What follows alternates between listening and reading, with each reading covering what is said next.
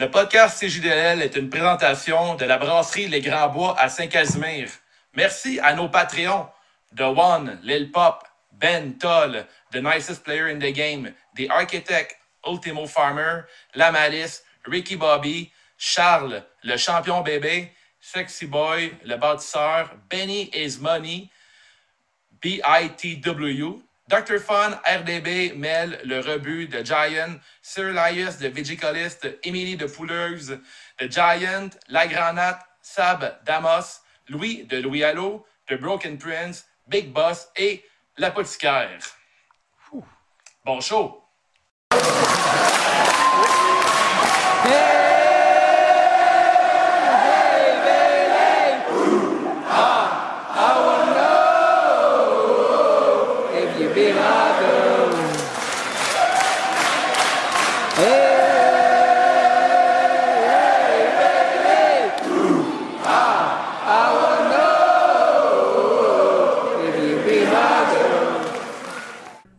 Je suis ce soir avec Gab la Promesse et Guillaume le Rocker de Saint-Damas. Wouhou! Le meilleur show en ville, all out! Comment ça va les gars? Je vous souhaite un merveilleux warm-up. Oui. Avez-vous une belle fin de semaine? J'ai une superbe fin de semaine. J'étais avec toi, Dave. Quand on était avec Dave, c'est toujours une belle fin de semaine. Ça c'est gentil Guillaume, t'es plein de belles choses, t'es gentil. Très gentil. Et toi, Gab? C'est le long d'enregistre, là. On est le 7 septembre. Ça s'est passé là. Quand même rare, ça. Et toi, Gab, comment ça va?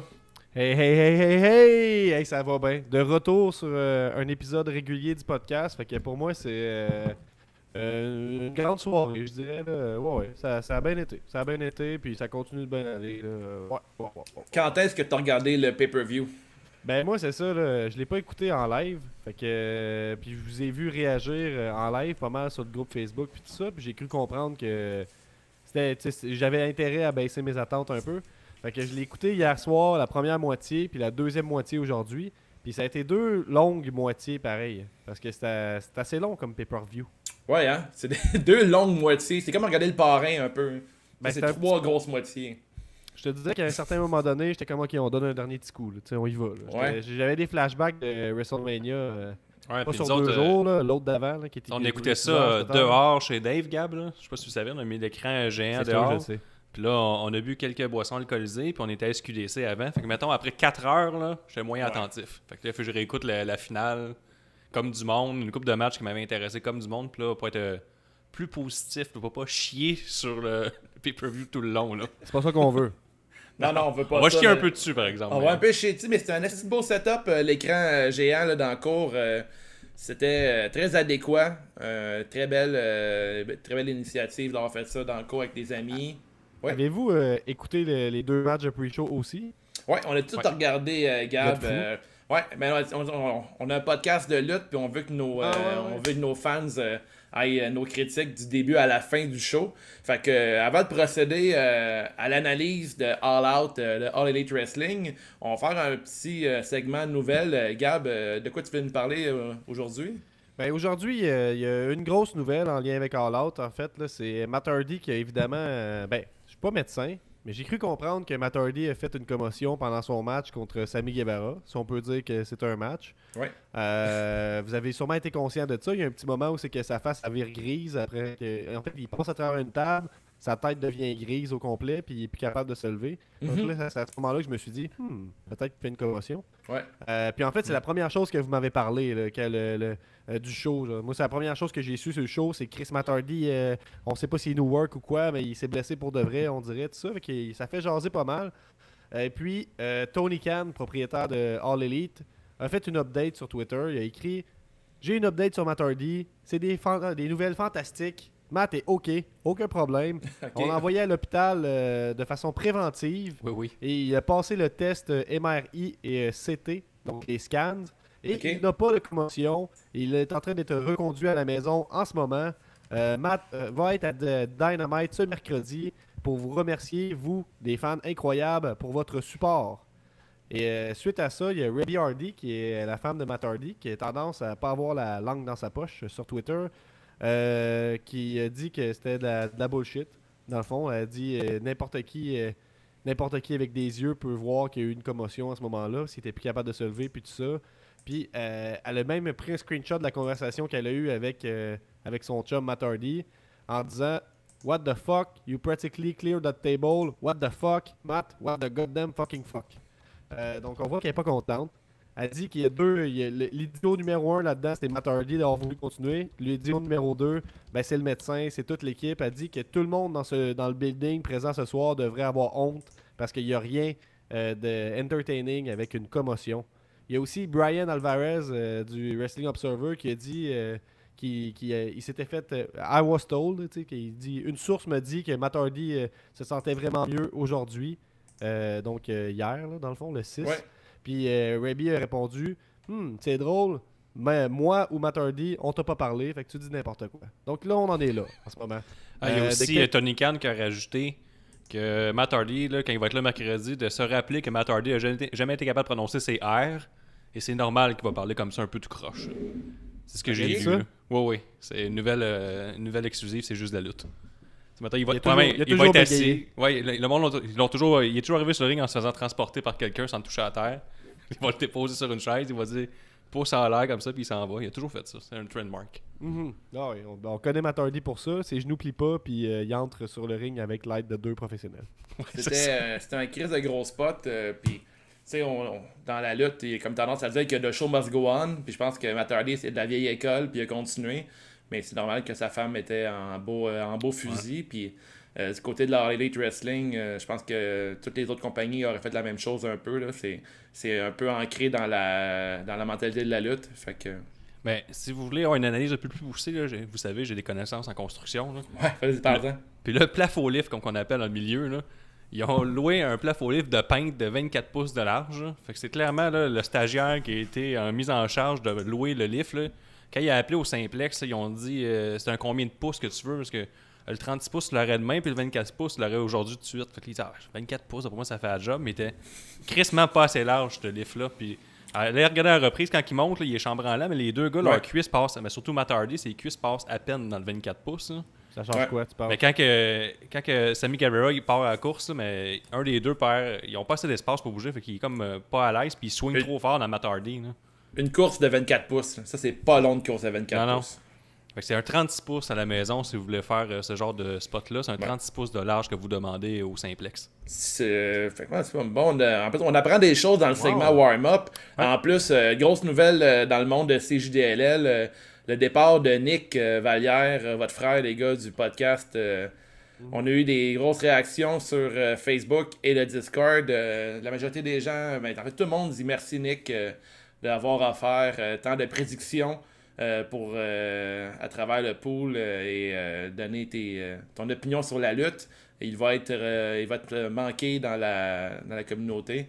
Le monde va s'ennuyer de lui. Il rejoint, il va être au temple de la renommée de CJDLL. Vous les gars, avez-vous des mots à donner pour Nick, des trucs que vous avez lus un peu que vous irez partager? C'est un trip faire de quoi avec ses frères, mais ça se peut que ça dure pas tout le temps. Puis je souhaite CJDLL souhaite le meilleur à Nico dans ses future endeavors, comme on dit sur les articles WWE d'habitude. On lui souhaite le mieux. Hein? Ben oui. Qu'est-ce qu'on a lu sinon? Le temps de la renommée, t'en as parlé. Le hashtag Thank You Nick il trendait sur les médias sociaux. C'est juste Benny is money. Nostradamus peut quitter le podcast, mais il fera toujours partie de CJDLL. Hashtag immortel. Beau message de notre hashtag immortel. Olivier Lavoie qui dit « J'espère que nous aurons droit à quelques prédictions de temps en temps. C'est un don de savoir la finalité des matchs, entre parenthèses. Des coups de pied, des coups de pied, des coups de poing, qui était déjà un classique CJDLL. Rapidement. Comment? Avoir plus de budget, ça serait devenu un chandail sur le spot. Oui, effectivement, un succès instantané. Peut-être dans le futur. En fait, la seule personne qui connaît le futur, c'est Nick. Fait que, à suivre, les gars. Et sur ce... C'est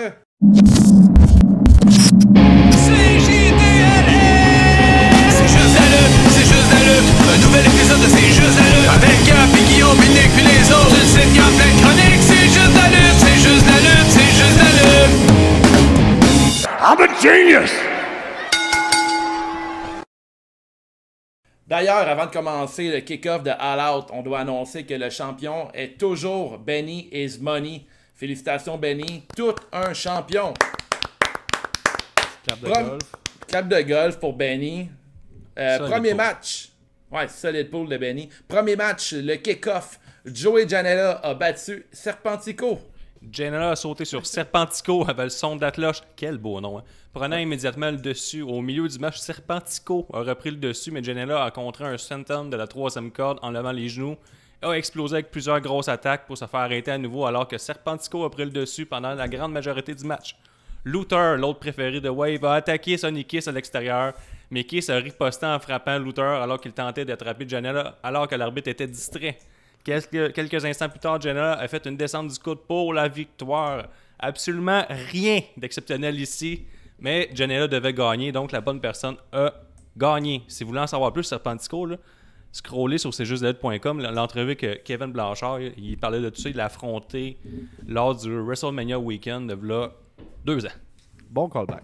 Drôle de match, là, comme pour partir un show, mettons, tu sais, souvent on parle durant quand on arrête un événement de la compagnie qui s'appelle WWE, on parle des kick-offs, puis parfois un kick-off, c'est un peu le pouvoir de dire à quelqu'un est-ce que je vais louer le pay-per-view ou non, c'est quoi qui s'annonce pour ce soir. Déjà en ouverture, le stage pour All Out est très ordinaire. Là. Je trouve qu'en début de jeu, l'année passée, quand ils ont commencé All Elite Wrestling, il y avait genre des stages vraiment tape à l'œil, puis on trouvait ça vraiment impressionnant. Puis là, pour All Out, c'était tout simplement le stage de Dynamite. J'ai trouvé ça un petit peu ordinaire côté venue.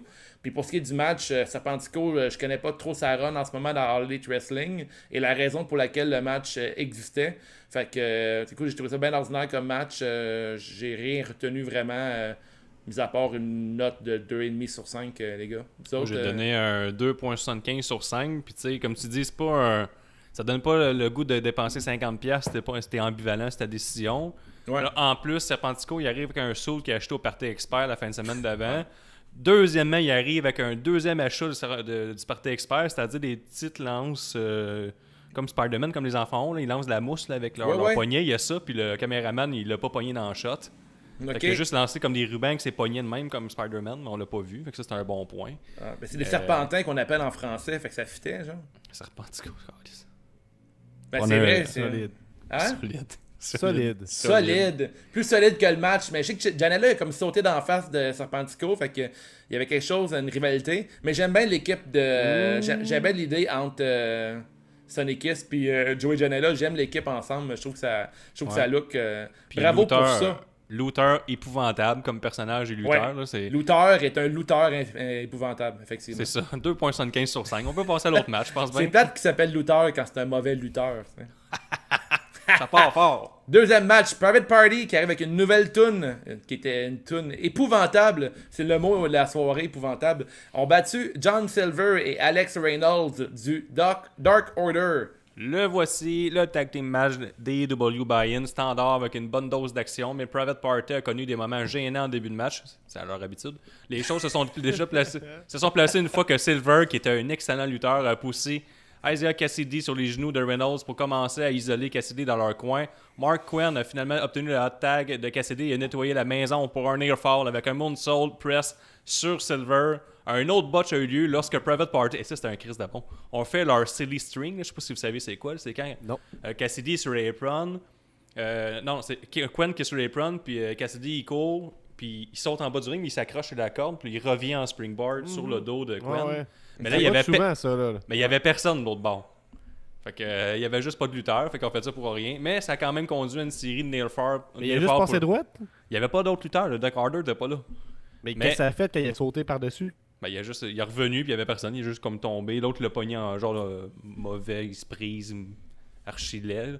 Fait que ça a donné que le Dark Order a pris le dessus, une coupe de nail fall, mais Private Party ont continué de se défendre jusqu'à réussir le Gin and Juice. Donc non seulement, si je vais avec ma petite analyse rapide, là, on a eu un mauvais match, puis les mauvaises personnes ont gagné. Parce que le Dark Order, selon moi, avait besoin de victoire pour qu'ils soient pris au sérieux un peu, ce qu'ils font juste botcher. C'est pas le seul événement dans la soirée que je trouve que c'est les mauvais qui ont gagné. Là. C'est pas la bonne personne qui a remporté le match pour faire construire une histoire. T'as dit Cassidy, il y a deux Cassidy. Il y a genre Orange Cassidy, puis il y a un autre gars qui s'appelle Cassidy dans Isaiah Cassidy. Ouais, ça c'est. OK. Mais. Cassidy avec un cas.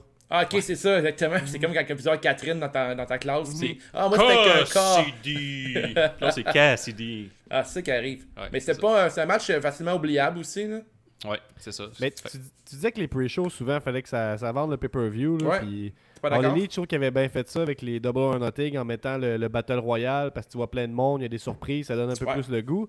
Mais mettons, je trouve que la E et All Elite, en général, là, les pre-shows, c'est tout le temps poche. Là. C'est rarement. Ouais, Je pense que ça doit pas marcher. Si tu écoutes le pre-show puis tu achètes le pay-per-view, finalement, tu étais vraiment sur le bord de l'acheter à base. Là. Ouais, mais la E, c'est différent parce que c'est sur le network, c'est des abonnés mensuels, tandis que All Elite Wrestling, tu veux vraiment que le monde dépense 50$. Ouais, t'as raison, parce que c'est juste t'abonner pour le mois puis t'as le pay-per-view anyway. C'est ça. Ouais, quand même cher le show en plus quand avec la devise canadienne. Tu peux sûrement acheter le show à quelque part encore, là, du WWE. Ça doit se vendre encore sur Bell, ces affaires-là. Je pense que c'est vraiment tout par le network. Là. Ah ouais? Sur Indigo. Sur Existe encore le Canal Indigo? Je sais pas, à la maison, mettez-le en commentaire si ça existe encore. Est-ce que la tune de Private Party, l'ancienne tune qui était excellente, qui ressemblait à du LMFAO, était produite par CFO, eux autres aussi? Parce qu'ils ont comme changé leur tune, puis elle est vraiment désagréable. On dirait une tune de heel, pratiquement. Là. Ouais, c'est ça, c'est vraiment weird. Là. J'ai pas compris là, on vous promet à la maison qu'il va y avoir des bonnes choses à dire sur ce pay-per-view-là, mais c'est pas encore arrivé jusqu'à maintenant. C'est un mauvais début pour le vrai, le Botch Party. Là. En fait, ils ont pas comme Jim Johnson ou une affaire de même, là, un gars qui est bien connu pour avoir écrit des gros succès dans. Ouais, l'ancien de la E qui a fait aussi la tune de PCO. Là. Ok. Il écrit certaines tunes de All Elite, là, fait que c'est. En tout cas, je sais pas qui est derrière chacune des chansons, là, mais. S'il a écrit c'est celle-là, hit and miss, hein. Il y en a des solides dans All Elite, mais il y en a aussi des très oubliables. Ouais. Le Private Party, tu me dis que. Est-ce qu'il est oubliable? Ah, c'est épouvantable. 2,75 sur 5 pour moi. C'est vrai, moi je le donne à 3 sur 5. Là, juste pour le travail de John Silver et Alex Reynolds, qui sont des Christy de bons lutteurs. Alright. Troisième match. Premier match sur la carte principale. Un excellent match tourné en cinématique. Big Swole a battu Dr. Britt Baker en 6 minutes 10 dans un Tooth and Nails match. Ouais, là, fait que là, Gab, il s'était déjà préparé 2 coussins. Là. C'est deux. Gros supporter, match féminin pour commencer, Gab est content. Là, il part de ça, un estifi de bon match. Le match a eu lieu dans le cabinet dentaire de Baker. À base, c'est une mauvaise idée. Pendant que Swole regardait des petits dentiers jouets, Baker l'a frappé avec un diplôme accroché au mur et ensuite essayé d'extraire ses dents. Les choses se sont déroulées à l'extérieur où Reba et Baker ont transformé le match en 2 contre 1 avant que Swole ne jette Reba dans une poubelle. De retour dans le bâtiment, Baker a à nouveau attaqué et a essayé d'utiliser une perceuse avant de recevoir une seringue de Novocaine que Swole a volé et injecté dans la jambe de Baker. Swole a ensuite calissé un coup de poing dans un cadre devant la face de Reba, a poussé Baker sur un fauteuil dentaire et utilisé du gaz. Reba, elle a une pleure de banane sur sa tête. Parce qu'elle sort d'une poubelle. Ça, c'est drôle. Il a utilisé du gaz pour l'endormir et gagner le match. Ça, c'était bon. Match avec beaucoup de cabotinage. Pas vraiment de spot super intéressant. Des bonnes idées, mal appliquées. Pas un départ parfait pour un pay-per-view. J'y vais avec ma note, si je vous laisse analyser. Là, je donne un gros 1 sur 5. Ouais, 1 sur 5. En fait, c'est à croire que la machine qui fait endormir a resté ouverte pour tout le monde qui regardait le match. Hein, parce qu'on était tous sur le radar, ce match-là. C'était épouvantable. C'est plate que, tu sais, avec tous les matchs cinématiques qu'on a vus, dans toutes les compagnies confondues, que All Elite qu'on fasse un match de cette qualité-là. Ils nous avaient offert un match super intéressant avec le match Stadium. Puis je trouve encore bizarre l'idée que Dr. Baker, Britt Baker perd dans un match qui est dans son univers à elle. Je comprends pas l'intérêt de la faire perdre de là-dedans. Là. Je trouve que ça la fait tourner en grosse nouille personnellement. J'ai donné une note de 1.5 sur 5 pour ce match-là, sans intérêt. Mais moi, au niveau de qui aurait dû gagner ou pas, je trouve que ça fait du sens que Big Swole gagne. Même si c'était en 1v2 et tout ça, parce que Britt Baker, elle a déjà beaucoup d'attention depuis le début, puis elle est déjà élevée à un certain niveau. Là. C'est comme, on a comme cette opinion-là qui est meilleure que les autres à All Elite, puis on sait pas vraiment pourquoi. Là. Il n'a pas vraiment prouvé ça, selon moi, mais c'est comme des choses. La barre est tellement haute à All Elite Wrestling pour la division féminine, c'est pour ça. Ben, regarde. Elle a juste enjambé la barre et est devenue la meilleure. Ben, en tout cas, c'est un peu. Ça peut être ça, mais je veux dire, vu qu'elle vient juste d'en revenir, tout ça, je trouve qu'il y a comme de quoi à jouer là-dessus pour que Big Swole ait gagné et que ce soit pas complètement fou. Trouves-tu que ça l'a mis en valeur, Big Swole, ce match-là? Ben, je trouve pas. Ben, tu sais, c'est une victoire. Tu sais, elle a su gagner dans un. Tu sais, kayfabe, mettons, on parle kayfabe. Elle a été capable de gagner dans l'environnement de l'autre et elle a pas eu peur, tout ça. Je trouve qu'on a rajouté des nuances, le fun à son personnage. C'est encore. Elle a utilisé plein d'affaires, elle n'a pas eu peur d'utiliser des cartes, tout ça. Mais au niveau de comment le match a été construit, c'était un peu étrange. Là. Au début, je trouvais ça drôle. C'était comme un film d'horreur. Elle rentre, on sait pas, pas qu'est-ce qui se passe. Ça, c'était drôle. Là, il y a une chaise de dentiste avec du sang à terre. Moi, j'ai pas aimé ça. J'ai un peu peur du dentiste. J'aime pas ça.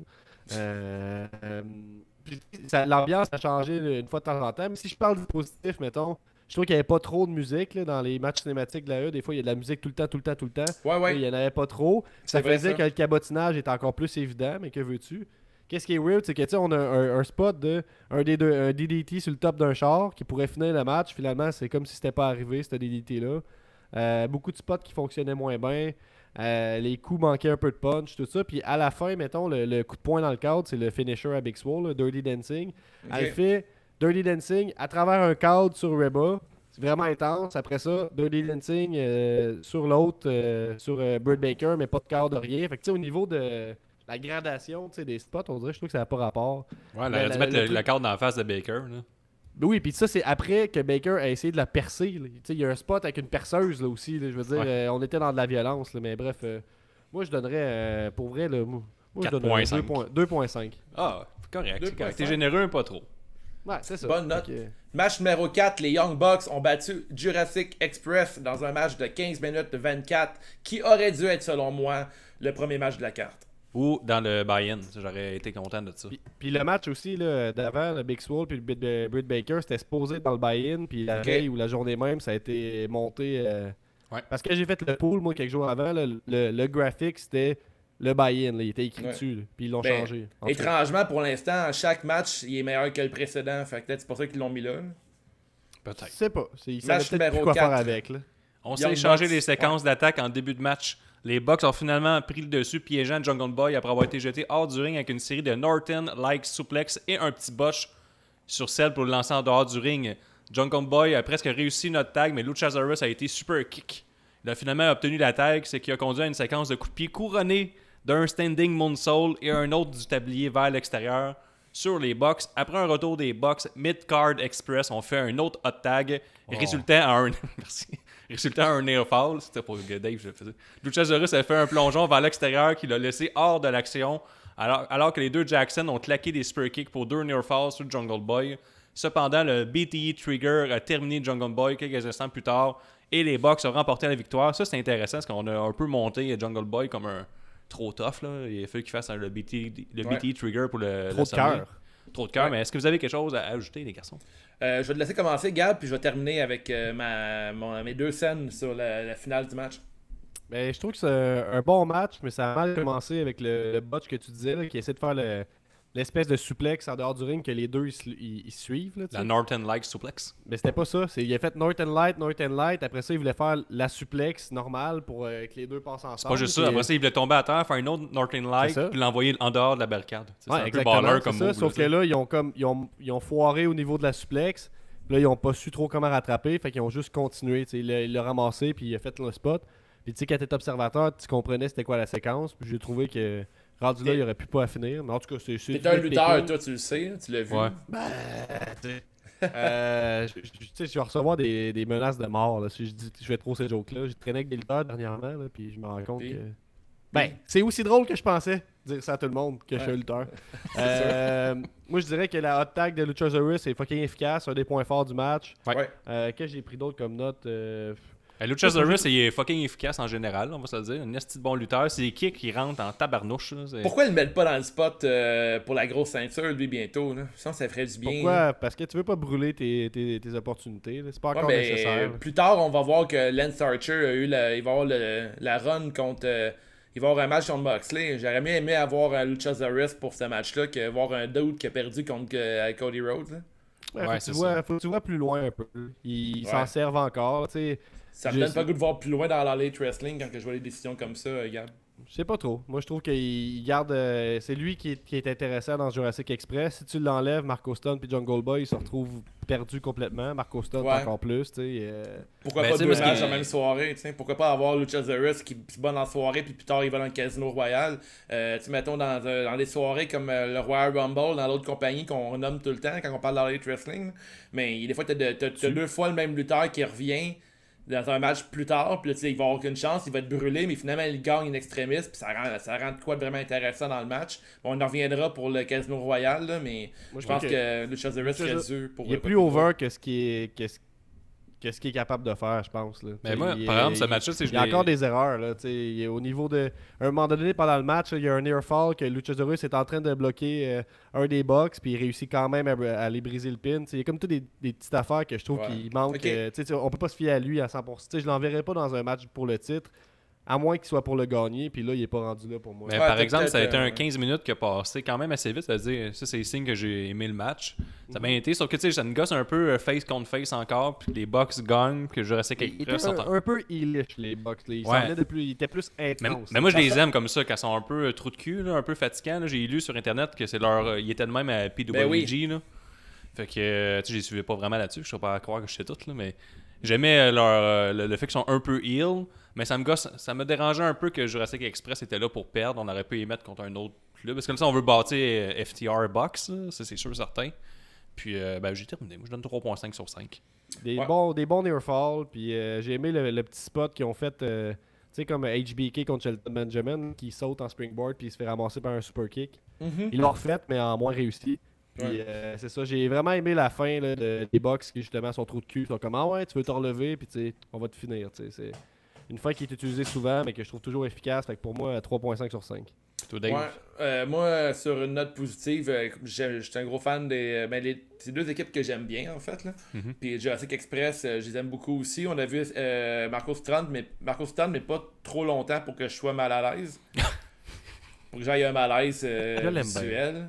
Mais écoutez, une note de 3.25 sur 5 pour moi, c'est un match intéressant. Vivement les Bucks qui font un heel turn bientôt.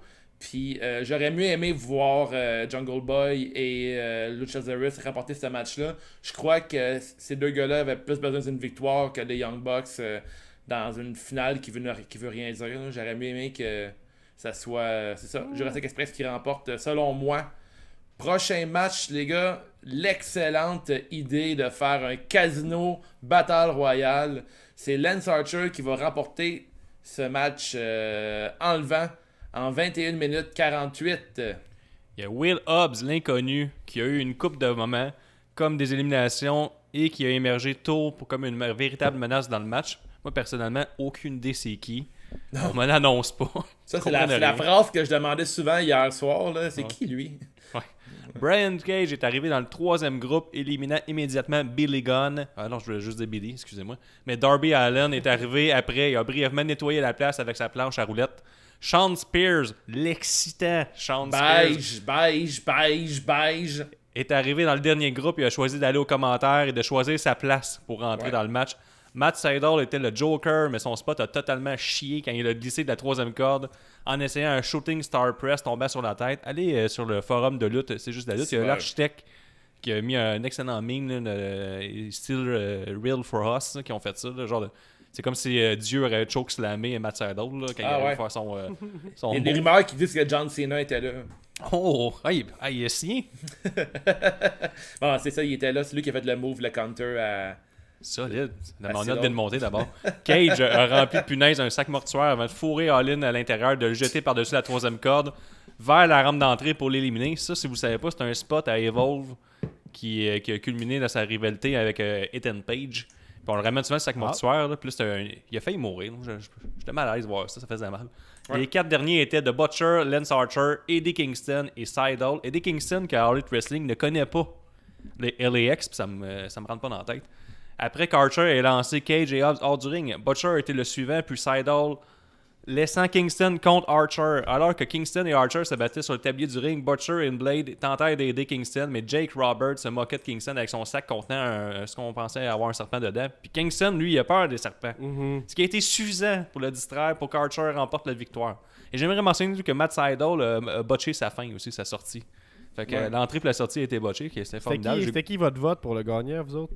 Moi, c'était Lance Archer. Fait que 5 points dans le pool.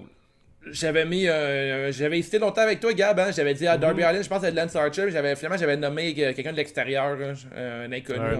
Un autre. J'avais voté pour Eddie Kingston, fait que j'étais bien énervé à la fin. Ah, c'est clair. Vers la fin, j'y croyais. Je pensais pas que c'était Lance Archer qui remporterait le match parce que Récemment, il y a eu un titre, il y a eu un title shot contre Cody Rhodes.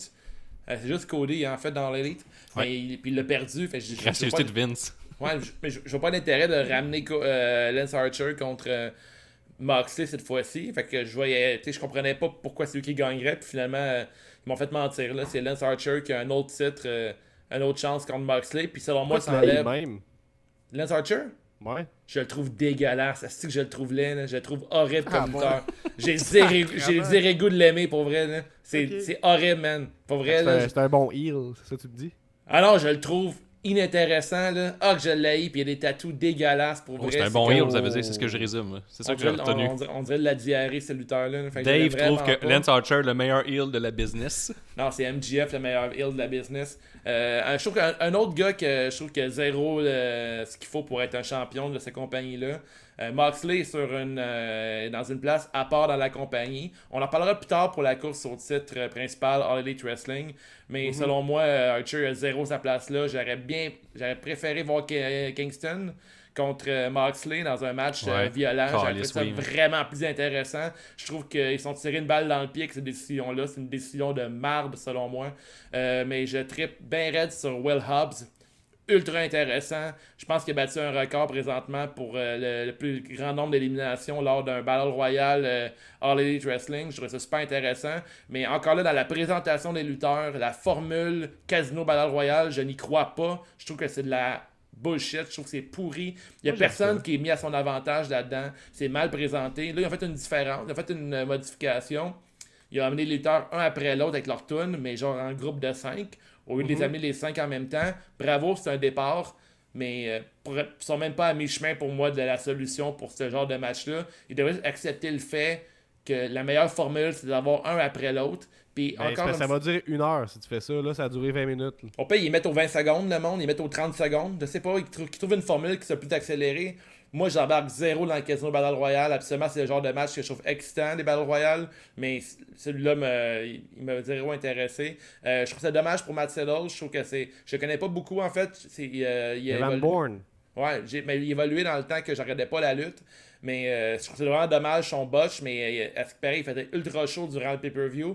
Ouais, il faisait entre 30 et 35 degrés C avec un facteur humidex de 80 ou 90%.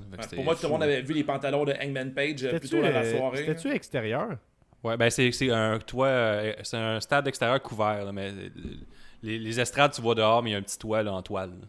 Pour terminer, je dirais que j'ai bien aimé le gros botch, pas le gros botch, le petit gros bump de Darby Allin, qui est un de mes favoris de la compagnie aussi. Là. Mais on dit que c'était dangereux son stunt qu'il a fait en dehors du ring. Là, ça m'a fait grincer des dents dans le bon sens. J'ai donné une note 2 sur 5 pour le Battle Royale. Ça passe pas pour moi.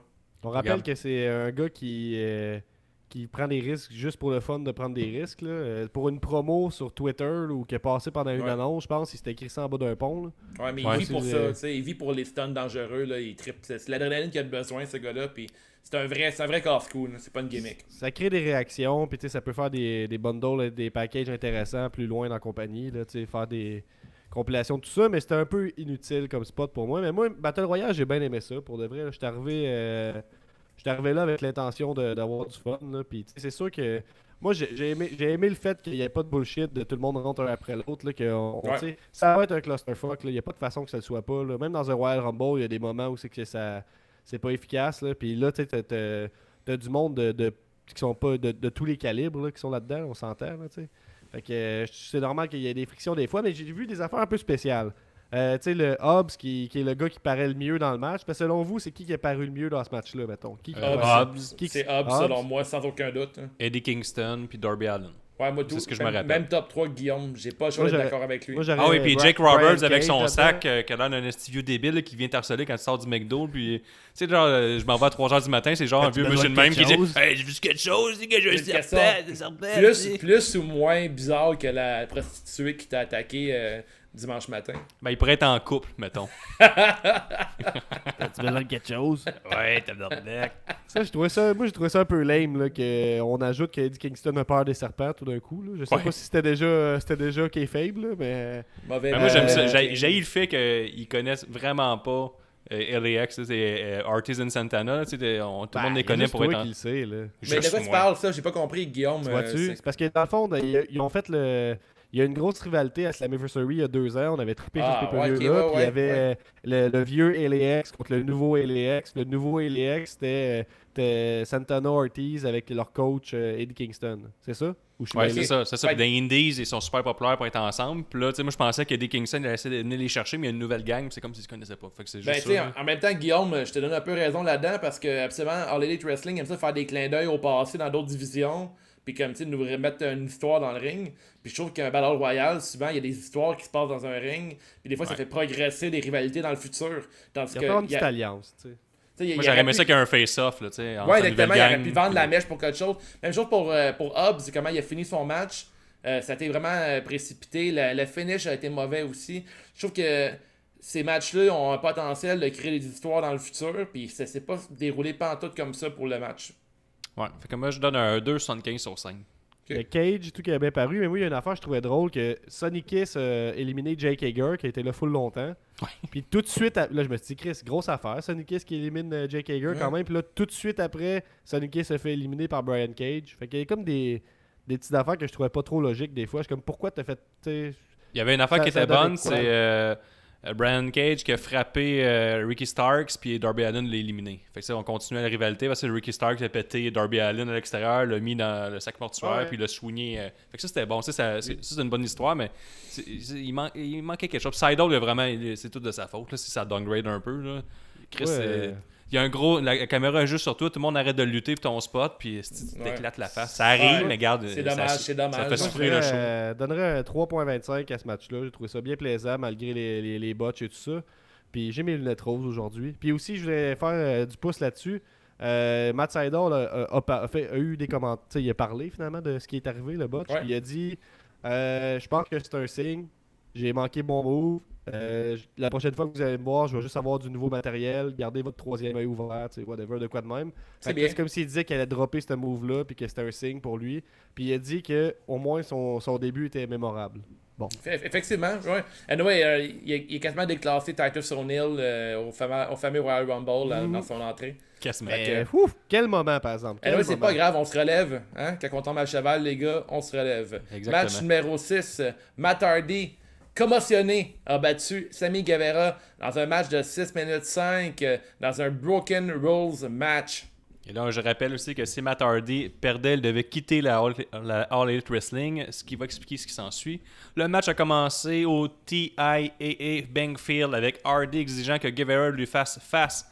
Mais Guevara a tenté de le renverser avec un cart de golf. On se rappelle le Stampede Stadium match qu'il y avait eu. Il y a eu ça, il y avait le même spot, c'était à la même place. Ils se sont ensuite battus sur un plafonnier 24 pouces. Je l'ai tout expliqué tantôt dans l'intro, ce qui marchait pas. Il aurait fallu un 36 pouces qui a fini par être soulevé dans les airs avant que les deux hommes ne s'écrasent à travers une table et la tête de Hardy heurte le béton sur un moyen temps. Les choses sont devenues extrêmement étranges quand Hardy semblait blessé, incapable de se tenir debout et a été vérifié à plusieurs reprises par l'arbitre avant que le match ne soit annulé quelques instants plus tard, le X. Un médecin butcher a demandé à Hardy s'il était correct. Hardy a dit « Oh oui. » Butcher. Fait que ouais. Le match peut continuer. Un médecin acteur. Il a l'air correct. Ouais, ça, il a dit qu'il était Il saigne pas des oreilles. Il est correct. Donc, on continue. Les deux hommes ont ensuite commencé à grimper sa structure du Titan Tron avant que Hardy fasse comme on est assez haut. Là. C'est assez. Donne deux petits coups à Guevara qui tombe sur la scène. Fin du match. C'est épouvantable. Là. Et je peux pas. Coup sur le je vous laisse parler, mais ça se note pas ce match-là, là, c'est un nod. Là, je veux dire, tu peux pas noter ça. Non, ils ont décidé d'aller jusqu'à la fin. Matt Hardy, il aurait pu tout couper et dire Matt Hardy, Matt Hardy, s'il perd, il s'en est de la All Elite Wrestling. Il aurait pu juste dire qu'il est parti dans le Broken Universe, il a disparu puis il le retrouve pas. Je sais pas, là, tu sais, quelque chose. Tu l'as-tu inventé ça ou tu l'as lu de ce que je t'ai écrit tantôt? C'est pas une décision facile à prendre, par exemple. Là, je veux juste dire ça. Là. Puis, vas-y, excuse-moi, Gab. Vas-y, je vais finir, j'ai une idée. Ok, mais c'est ça, moi, on s'est écrit en privé tantôt, puis Guillaume, je pense qu'on a eu la même idée. Là. Je pense que Matt Hardy, je sais pas si le match est pre-tape, là, ou il y a un certain délai. Sûrement, parce que pour valider qu'il était encore correct pour continuer à lutter, je pense pas que le docteur a fait. Je Je sais pas, sur le spot en 10 secondes. Oui, j'ai lu, puis ça s'est passé sur le spot. Ok, mais ça, c'est vraiment de la merde, là. Tu sais, j'aurais tellement aimé ça que, je sais pas, qu'il fasse disparaître Matt Hardy ou qu'il finisse le match d'une façon différente. Mais le fait qu'il ait terminé le match, alright, tu termines le match parce que le show must go on. Mais crime, la chute de Guevara a fait moins hot. A fait mal paraître le gars aussi. Tout le monde a mal paru là-dedans. Je salue le courage à Matt Hardy, c'est être con. Matt Hardy en même n'est pas temps. mal paru. Ben là, crème, il a pas eu l'air d'un génie non plus, là, Chris. Ben, ça rajoute au fait qu'il est intuable, là, mettons. C'est juste ça que je veux dire. Et là, tu creuses loin, Gab. Là. C'était positif. C'est comme ça qu'ils vont l'utiliser. Là, je pense que t'as comme tes lunettes roses, le verre est très épais. Là. Non, mais c'était laid en cul comme match. C'est pas ça que je veux dire, mais c'est juste que tu sais, ça fait tough guy. Là, je veux dire, je trouve pas que. Mais Sammy Guevara, comme David dit, il paraît mal parce que il tombe de 8 pieds. Là. Ouais, je trouve qu'il dans la mousse. Mais tu sais, mettons exemple que moi, mes lunettes roses du match, c'est le rappel au match Stampede match là, avec Matt Hardy qui part. Non, c'est Guevara qui pogne le kart puis qui court après Matt Hardy en début de match. Je trouvais que c'est un beau rappel. Ça continue avec l'histoire des deux. Ce match-là avait un potentiel ultra intéressant. Je suis pas mal sûr qu'il y avait comme plein d'autres choses de prévues, mais en tout cas, je trouve que c'est décevant. Puis si on doit noter le match, je vais donner une note de 1.5 sur 5. Là, écoutez, moi, je donne un 0.5 sur 5. Puis j'aurais aimé ça que ce soit un match au moins cinématographique. Je m'attendais un peu à ça, là, le Broken Rose match. Ouais, je suis d'accord avec ça. Ouais. Un troisième match gimmick, c'est à la carte. Là. Tu joues un peu avec le feu avec le pot de foule. Là. Ouais. Donc, je pense que c'est ça. C'est 0.5 beaucoup de matchs sur 5. gimmick dans la soirée. C'est une façon de vendre le match, de mettre des noms à chaque match. Mettre des noms, des thématiques pour chaque combat, en fait. C'est juste pour différencier les matchs un de l'autre, pour continuer une rivalité. Là. Je pense que c'est comme toi, faire différent. Là. Ben, moi, juste ça m'a fait penser beaucoup au match de Mankind puis Undertaker, que tout le monde est comme, qu'est-ce que c'était hot, cette affaire-là. Il est tombé en bas, il était bien commotionné, on a arrêté le match, il a décidé de revenir. Je comprends que c'était plus stagé, mais il y a comme de quoi là-dedans qu'on dirait que c'est comme facile de dire que c'est un épée, mais si le match s'était bien passé, on se la fermerait. T'sais. Non, c'est plus pareil comme le 20 ans, Gab, avec les protocoles avec les commotions cérébrales maintenant, on n'aime plus ça, voir des gars commotionnés et continuer, puis que t'es perdu pendant 4 ans, puis qu'ils meurent à 48 ans. Là. OK, mais c'est juste que je me dis que c'est vrai que ton point est valide. C'est juste que c'était weird en Christ. C'était vraiment weird là, que sa face devient grise à terre, il est couché. C'est Gab, je vais faire le parallèle avec le hockey, là, mais tu sais, il y a 20 ans, là, les joueurs, ça se battait dans la foule, là, ça se crissait des volets, ça se plantait de dos, puis le monde, ça se soulignait devant ça. Oh, t'es bordel, ça, c'est du vrai hockey. Maintenant, tu veux plus voir ça. Puis quand le gars est commotionné, on est en beau fusil quand il revient 2 minutes après. Il est plus considéré comme un héros, il est considéré comme un cabochon. Là. C'est sûr que c'est dur de gérer un accident comme ça, mais je pense que au final, tout le monde a perdu dans ce match-là, puis j'ai hâte de voir la suite avec. Je pense qu'ils vont devoir remettre ce match-là dans le futur. Puis ils devraient le faire en cinématique, comme Guillaume m'a mentionné. C'est beaucoup plus intéressant de voir ça. Matt Hardy, son meilleur moment qu'il y a eu à la All Elite en ce moment, je me trompe pas, là, peut-être que vous allez pas me corriger, c'est son spot avec LAX dans le Stampede match. Puis c'est super intéressant. Il y a ça, mais il y a eu des gros moments avec Sammy Guevara, justement. Pour moi, son meilleur moment à date, c'est la rivalité avec Sammy. Mais la plus grosse erreur, ça a été, oui, de continuer après la commotion, mais ça a été de commencer avec ce spot-là. Là, je veux dire, Puis, tu sais, le deuxième spot, là, je sais pas si le but c'était de monter encore plus haut où c'est qu'il était, mais ça lookait vraiment moins que le premier, je suis d'accord. Parce que c'est un peu comme le spot de Blackman et Steve Blackman puis Shane McMahon qui avait fait. C'est un peu la même affaire, mais Shane McMahon avait tombé genre de vraiment plus haut. Mais tu sais, on comprend pourquoi ça a été comme ça, mais au final, je trouve que le petit Sammy, il paraît bien mal là-dedans. Match numéro 7? Ouais, ben moi je note pas ce match-là. Ok, c'est bien en fait. Match numéro 7, la championne AEW Hikaru Shida va battre Thunder Rosa en 16 minutes 57 pour conserver le titre. Très bon back and forth pour commencer le match avec Rosa ne prenne le dessus. Elle a ensuite interrompu une tentative de retour de Shida en sautant d'une chaise au bord du ring et en frappant un coup de pied. Shida est revenu avec une tentative de sleeper que Rosa a rencontré avec un pendulum avant de balancer Shida dans le coin du ring. Rosa, qui a vraiment livré tout un match, a frappé Shida avec un Dead Valley Driver sur le tablier du ring pour un near fall. Shida est revenu peu de temps après, frappant un Metera sur la rampe d'entrée et frappant presque la tête de Rosa dans les marches ou sur les marches. Rosa s'est échappé d'un Michinoku Driver. Il est plus facile à écrire qu'à dire. Michinoku. Michinoku. Puis a contré la tentative du, là, tenez-vous prêts, du stretch muffler de Shida. Shida a finalement gagné avec un running knee pour la victoire dans ce que j'ai considéré être un tabarnouche de bon match. Mais le running knee, il doit avoir un nom, ce move-là. Je n'ai pas trouvé. Ah. Ben oui, c'est un crise de bon match. J'ai adoré ce match-là. Je vais commencer, puis je vais vous laisser terminer, les gars. Vas-y. Est-ce que vous connaissez Thunder Rosa, vous? Fuck Ouais. all. Oui, vraiment beaucoup. Ok, elle a 34 ans. À ce que j'ai lu, elle s'est fait connaître en tant qu'entraîneur pour les lutteuses. Mais elle a jamais vraiment brillé avant ça, je me trompe pas. Non. Dans sa vingtaine, as-tu brillé quelque part? Ben, elle était active au Mexique. Puis dernièrement, là, aux États-Unis, c'est à la NWA là, qu'elle a livré des astis de bons matchs. Elle a été championne. Elle est reconnue aussi pour avoir un maquillage qui lâche jamais. Ça, elle est reconnue pour ça. Une lutteuse super technique. Je l'ai jamais vu botcher un move. Ouais, elle est capable de carry on un match. Mais personne la connaît. Ben, personne. Si suivez la On NWA, connaît vous pas allez beaucoup savoir. on connaît pas beaucoup de luchadors féminins, là, nous trois, mettons. Là. Ben, mettons, il y a Sexy Star qu'on connaît, là. Il y a Evilise qu'on a connu grâce à Lucha Underground. Il y a une couple de lutteuses qui auraient pu briller. Tu sais, je veux dire, la lutteuse est écœurante, là, mais je comprends pas pourquoi on l'a jamais vue avant. Ben, je te l'explique. Vas-y. Parce que là, il y avait un deal avec la ROH, la NWA, ça a chié avec l'affaire de Skrull, tout ça, puis qui aimait les petites filles de 15 ans. Après ça, ils ont voulu se détacher la ROH, la NWA. Là, dernièrement, la NWA a clairement un deal avec la All Elite Wrestling, parce que t'as Eddie Kingston qui est arrivé, t'as Ricky Starks, puis là, tu viens d'avoir Thunder Rosa qui vient d'arriver comme étant la championne, mais elle a été annoncée championne NWA.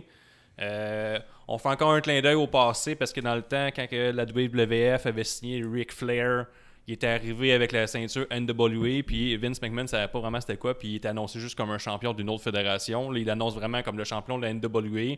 Puis je sais que Cody a été champion de NWA, il a fait une run avec ça à la ROH, puis ce qui paraît, il aime vraiment le prestige de cette ceinture-là, de cette compagnie-là. Puis son père est comme une légende de la NWA avec Ric Flair.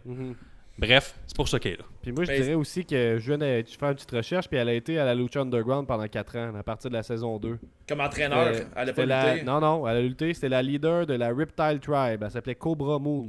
Ah, pour vrai, c'est elle? Malade! Ok, j'avais aucune idée, Gab. Cool. Puis comme vous avez pu voir, en tout cas, je pense que vous avez apprécié le match. Je savais fuck all. Ah ouais, c'est elle. Je savais pas que c'était elle. C'est une crise de lutteuse, par exemple. Là. Ben ouais, mais effectivement, là, si tu me dis, elle, ouais, c'est quoi, c'est Cobra, quoi son nom déjà? Cobra Moon. Cobra Moon, c'est comme la leader, là, elle traînait Drago avec une chaîne autour du cou, là, quand Drago était prisonnier avec Luchasaurus, d'ailleurs. C'était vraiment...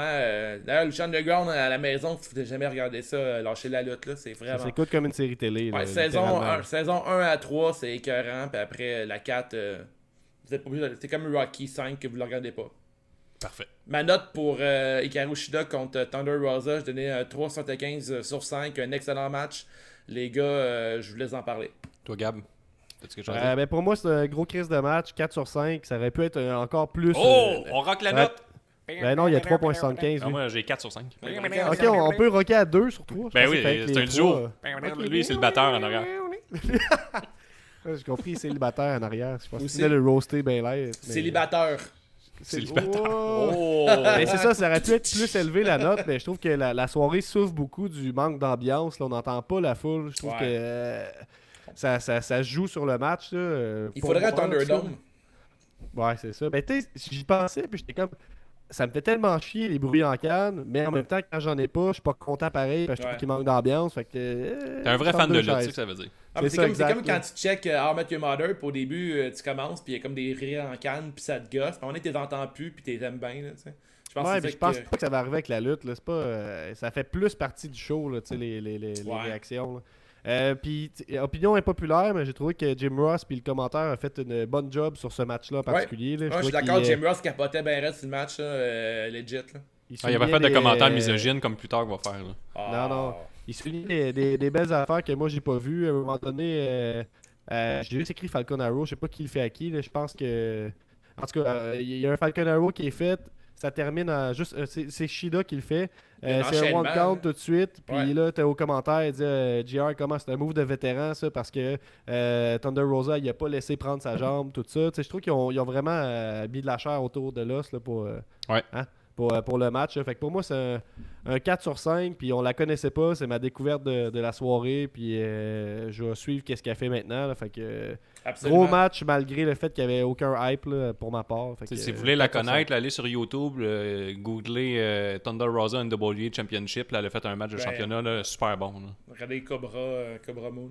Ouais, Puis aussi. juste aussi, ça me rappelait. Je sais pas si tu te rappelles, c'est sûr que tu t'en rappelles, Guillaume, il y a 2-3 ans, on est allé voir la Golden Opportunity. Là, puis c'était une estie de belle carte, mais il faisait chaud que le Chris, fait qu'on a eu aucun fun.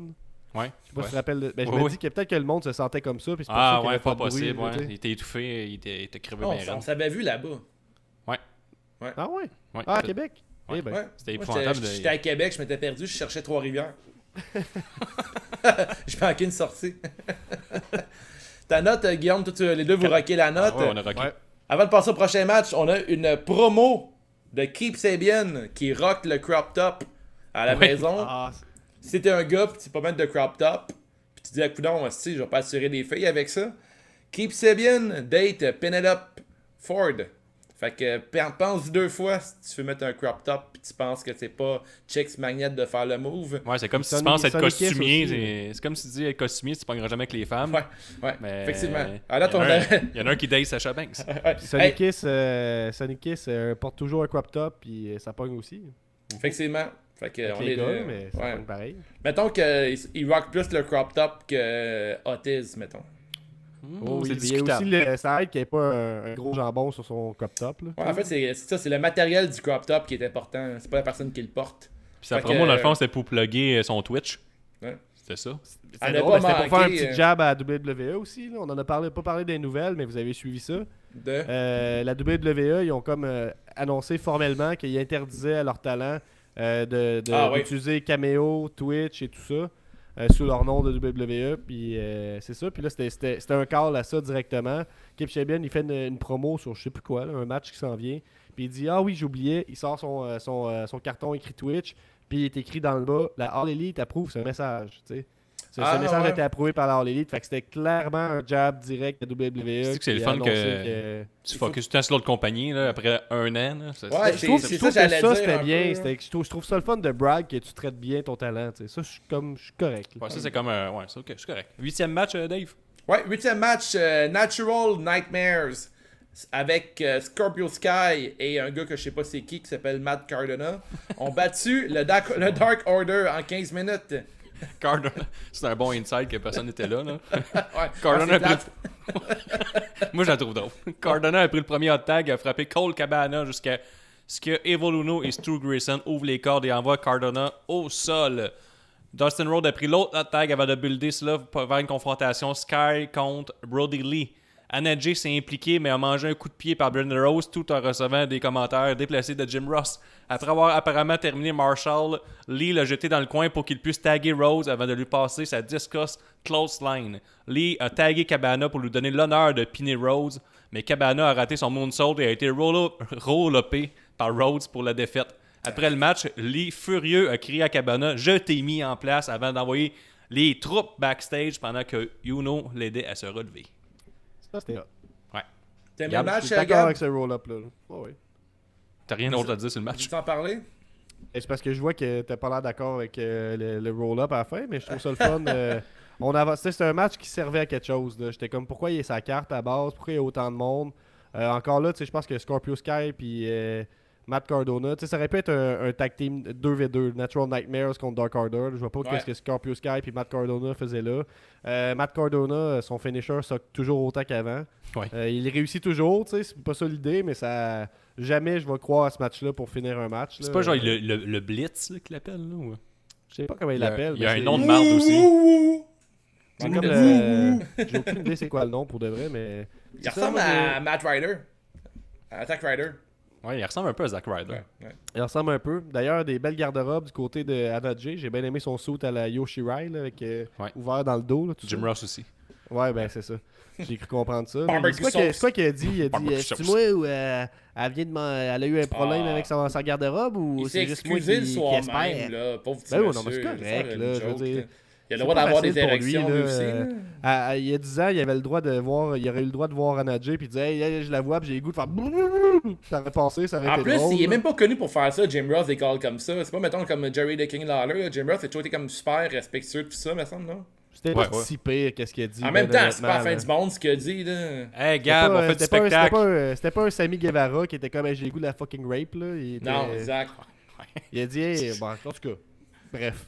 Mais bon, moi, si Dustin Rhodes dans un match est automatiquement 3 sur 5, donc pour moi, c'est un 3 sur 5. Ce match-là, même un peu plus, 3.25. J'ai bien aimé les histoires. Voilà. J'y vais avec un 2.5 sur 5, ça passe pas. J'ai pas compris pourquoi avoir ce match-là. Je sais pas si c'était un match de Dynamite. C'est vraiment que Cody a booké tous ses chums. Il a dit Steve. Puis le Matt Cardona, il a dit hey, en tout cas, j'étais pas connu. Puis j'étais pas une vedette à eux. Mais là c'est la bonne chose. Puis il calisse dans un 8 Eggman tag team. Là, il y a plein de monde qu'on comprend pas ce qu'il fait.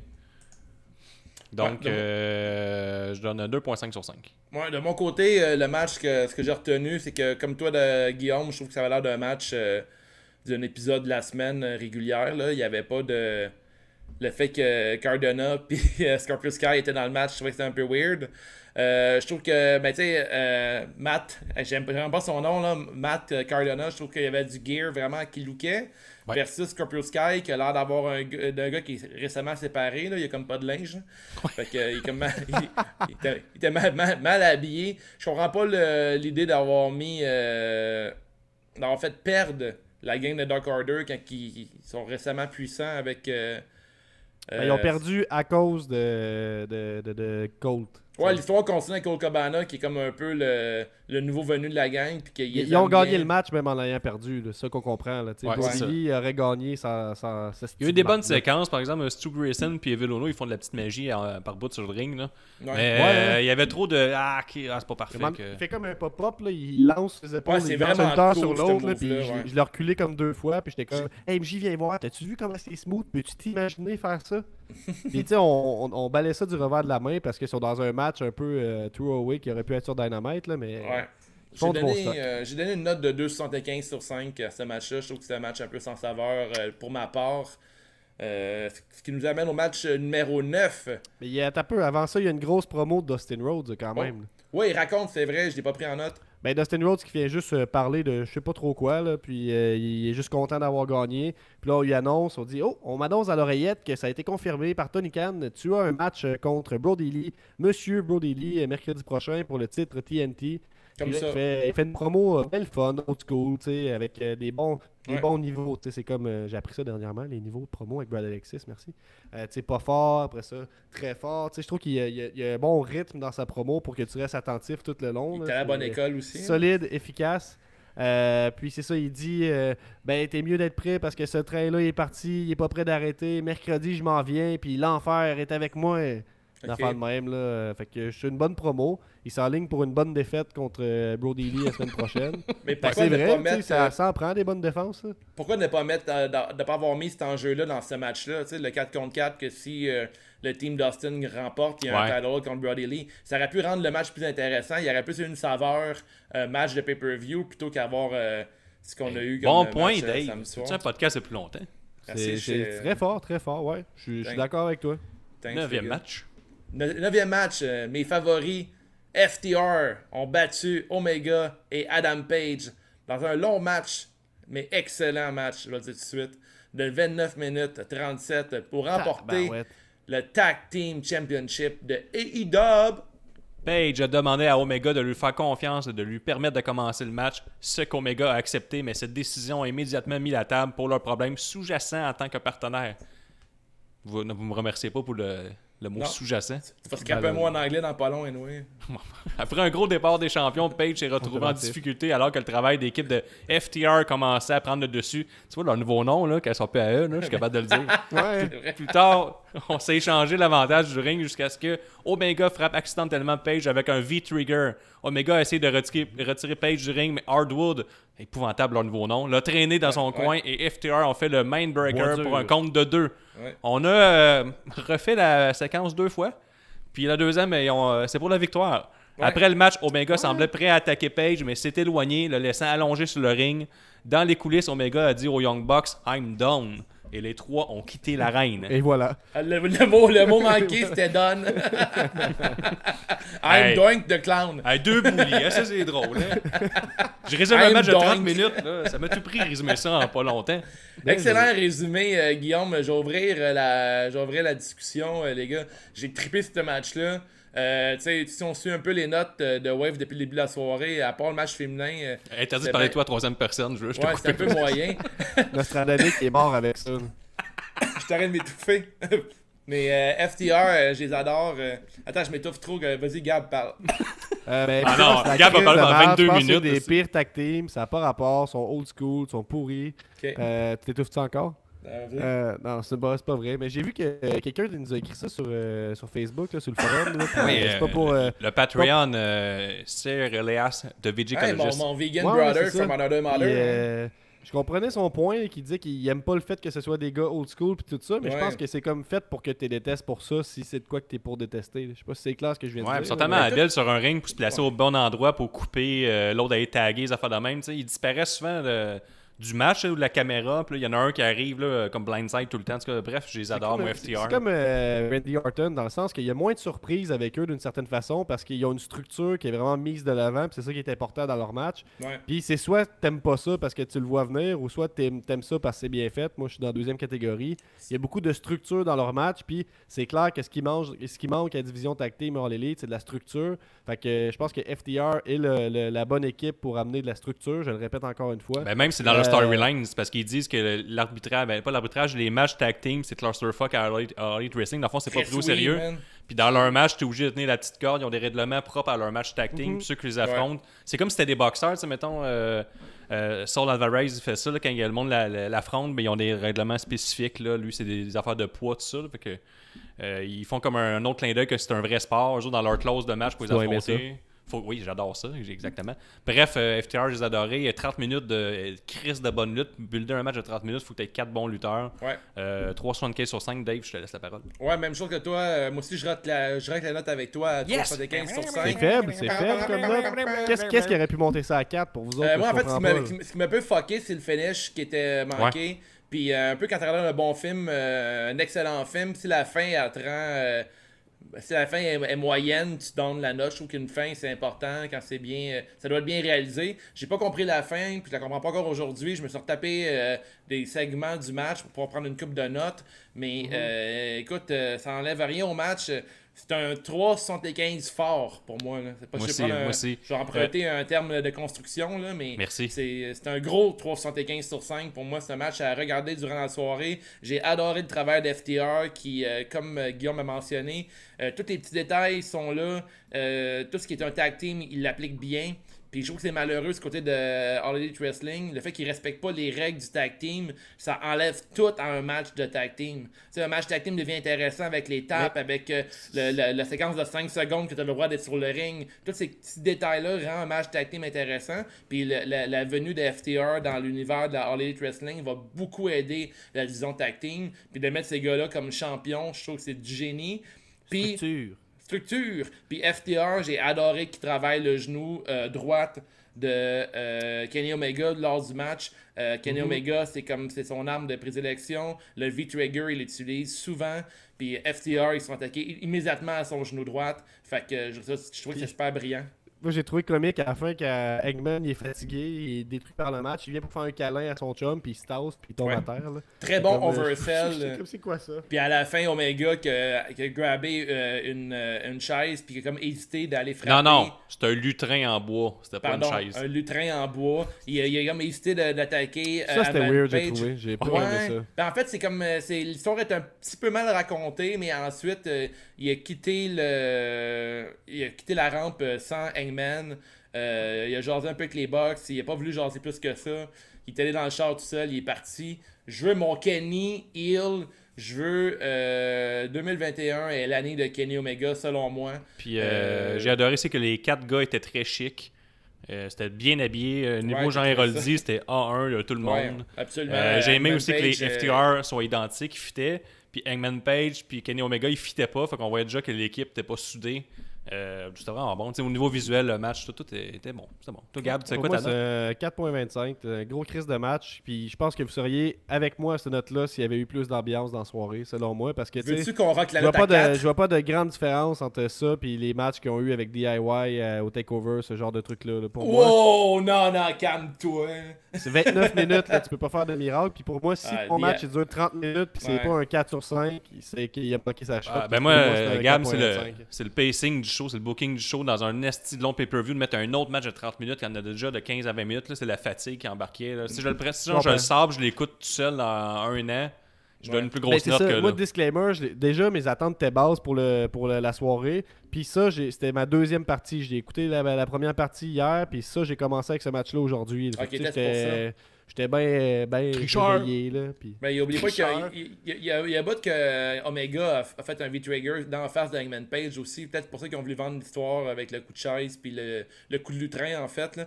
Mais j'aurais. Ça me semble que Non, mais je comprends pourquoi, mais tu sais, je le veux dire, ça contraire a été faisait... plus logique en C'est fait. ça, Le- c'est ça. Mais c'est parce qu'on veut Omega Heel, on veut pas Page. Ouais, C'est j'ai quoi? trouvé ça plus logique qu'Hangman Page veut attaquer Omega puis Omega prenne le pin. Tu sais, j'ai trouvé ça plus Parce que, intelligent. tu sais, Omega, là, il est fâché contre Page parce que c'est lui qui a pris le pin puis il a perdu le match pour eux autres. Je comprends, mais en même temps, il a perdu le match après qu'il ait fait un V-Trigger dans la tête puis après qu'il ait mangé 2 pile drivers assistés. Exact. Fait que, je pense à Est-ce un que moment peut-être- donné, un peu d'indulgence pour ton chum. Là. Ça vaudrait-il la peine peut-être que Dynamite qui raconte une histoire comme de quoi peut-être que Hangman Page était comme pas prêt pour le match puis que Omega peut-être pour ça qu'il était en crise après lui. Là. Il était pas prêt puis il dit peut-être qu'il va dire écoute habituellement quand t'es 100% t'aurais peut-être évité mon V-Trigger dans la dernière seconde parce que t'as arrêté tout là.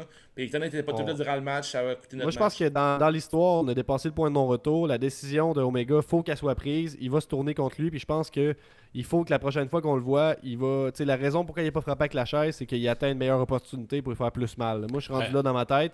Je veux plus voir Omega et Adam Page ensemble en équipe. Je trouve que je vois plus la logique. Là. Faut que ça Guillaume? finisse. Ben, juste une petite affaire, là, je sais pas si vous avez remarqué, mais après la victoire des FTR, ils sont arrivés avec 3 bières sur le ring. Fait qu'ils en avaient préparé une pour Adam Page, puis c'est comme Omega qui a saboté leur célébration avec Hangman Page. Fait qu'eux autres, en tant que heel, ils l'emmenaient déjà avec eux, puis là, tu sais, il y a des C'est rumeurs pas que plutôt les. pour Blanchard avec eux autres? Hein? C'est pas plutôt pour le manager Blanchard que la bière était là? Non, je pensais que c'était pas Hangman Page. Ouais, Parce qu'un vieux monsieur, ça boit pas. Avoue, t'es plus sûr, hein? Ouais, c'est vrai, hein? Je suis plus sûr, mais j'aimais ça parce qu'il y a des rumeurs des Four Horsemen, puis là, je me disais que les FTR voulaient peut-être l'emmener avec eux autres. Là, puis ils ont bu de la bière avec, dans tous les dynamites précédents. Ils viennent tout le temps, comme qu'on dit, chunky de la bière. Là. Ouais, Chunky. Calice. Chug! Chuggy! Non. Chugger la bière, monsieur Mémé. 10e match, un match thématique, les gars. Êtes-vous prêts pour un match thématique dans la soirée? Oui, c'est Moi, vrai. je l'attendais ce match-là pour vrai. C'est un Mimosa Mayhem dans lequel, en fait, qui a été remporté par Orange Cassidy contre Chris Jericho, un match de 15 minutes 0-2. Cassidy a jeté ses lunettes et a sprinté vers Jericho dès le son de la cloche, mais Jericho était prêt et a frappé un code breaker pour un solide near fall. J'ai marqué là-dessus. Moi. Jericho a presque catapulté Cassidy dans la cuve de Mimosa avant que les deux se battent sur la plateforme à côté de cette même cuve. Jericho a powerbomb Cassidy sur une table avant de saisir sa batte de baseball, mais Cassidy l'a accueilli avec un super kick. Cassidy a frappé Jericho avec un saut sur la tête, puis il a fait un Michinoku driver pour un compte de 2 qui est beaucoup trop dur à dire. Jericho a finalement passé son Wall of Jericho, mais Cassidy a réussi à attraper une tasse de Mimosa et la jeter dans les yeux de Jericho. Ça, à la maison, là, il y avait comme un ouh, le liquide Ouais. descendait de plus en plus. Je pensais qu'elle allait le boire puis avoir des super pouvoirs comme dans les Indies. Il fait ça d'habitude. Je suis content qu'il ait pas fait J'avoue ça. que ça a été logique. Pour vrai, que Cassidy est... Ah, wow, j'avais tellement aimé l'idée. Mais c'est peut-être trop ridicule pour All Elite. Là, pour Ben de- là, il crime. Ok, ouais, t'as peut-être raison, je sais pas. Et a frappé un Orange Punch avant de presque jeter Jericho dans la cuve. Après que Jericho ait tenté de jeter Cassidy en bas du troisième coin vers le Mimosa, Cassidy s'est échappé et a frappé 2 Orange Punch. Le deuxième jetant Jericho dans la cuve à Mimosa pour la victoire. Et gros sel de Jericho qui est comme mort dans le Mimosa. Dans une chute picture perfect, là, il est tellement bien tombé. Ouais. Genre, Oui.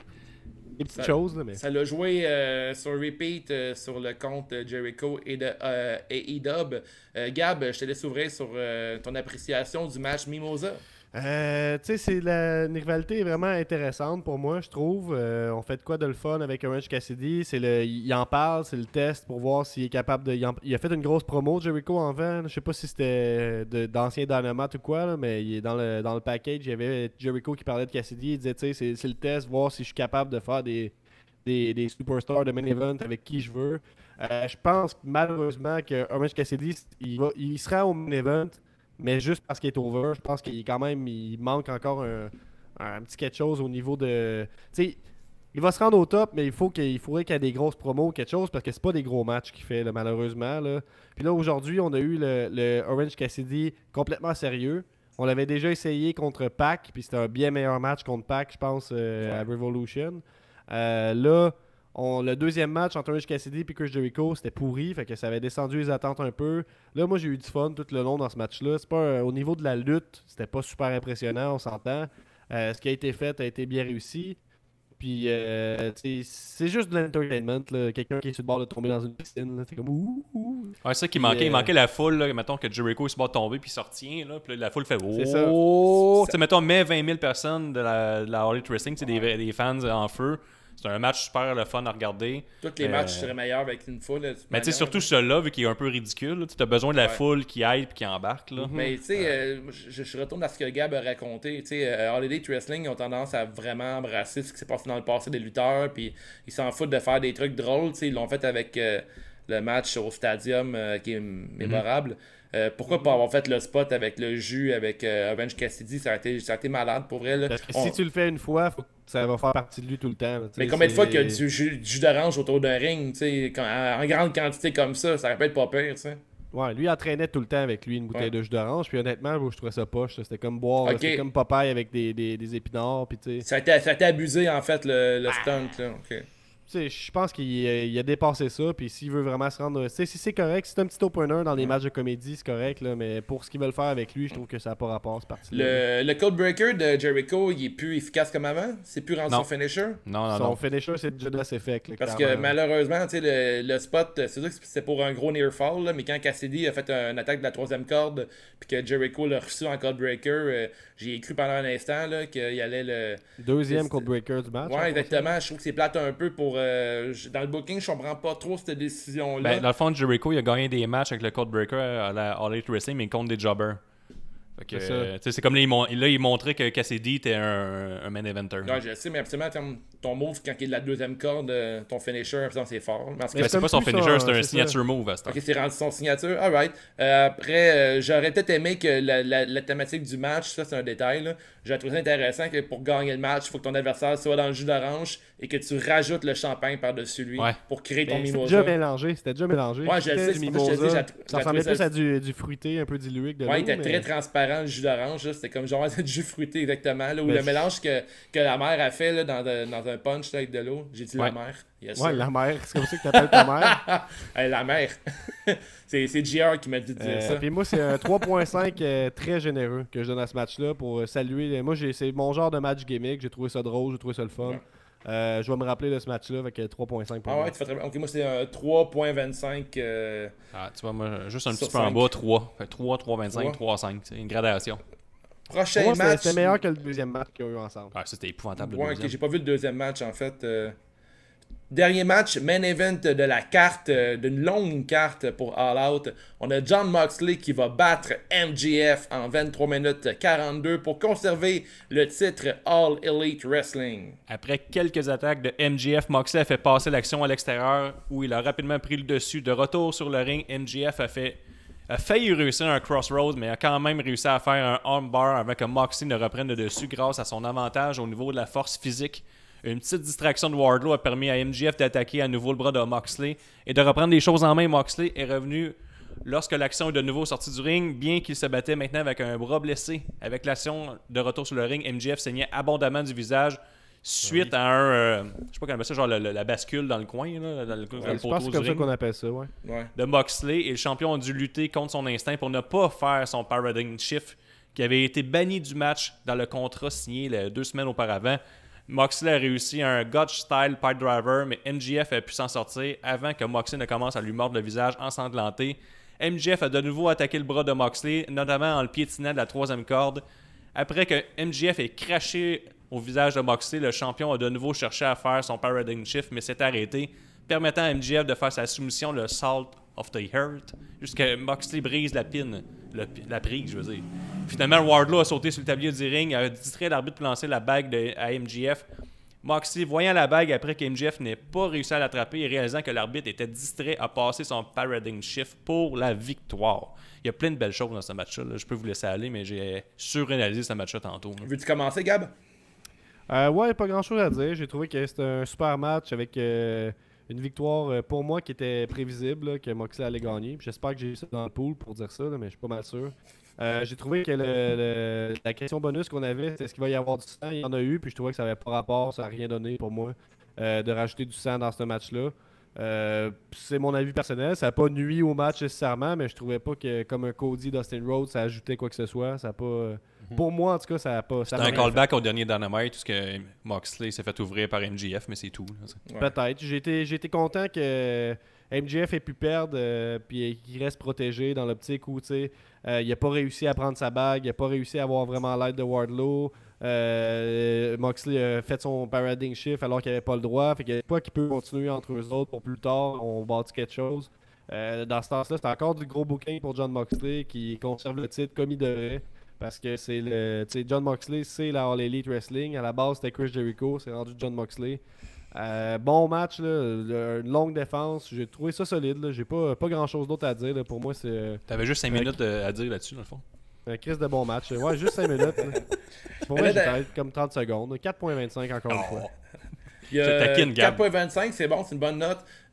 Pour ce qui est du début de match, avez-vous retenu l'Uluberlu qui a voulu sauter sur Moxley?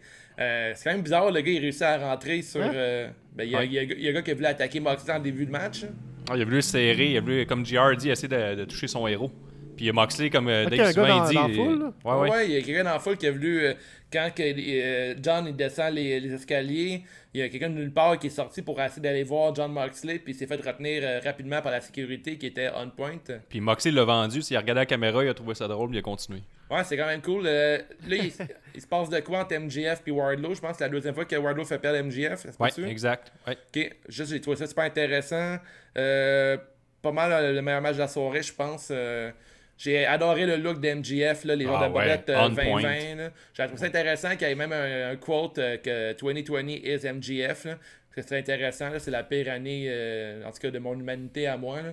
Fait que j'ai été cool que MJF se compare à l'année 2020, mais j'ai trouvé que son look était écœurant. Beau finish, belle histoire, mais tout comme Gab, je trouvais que MJF...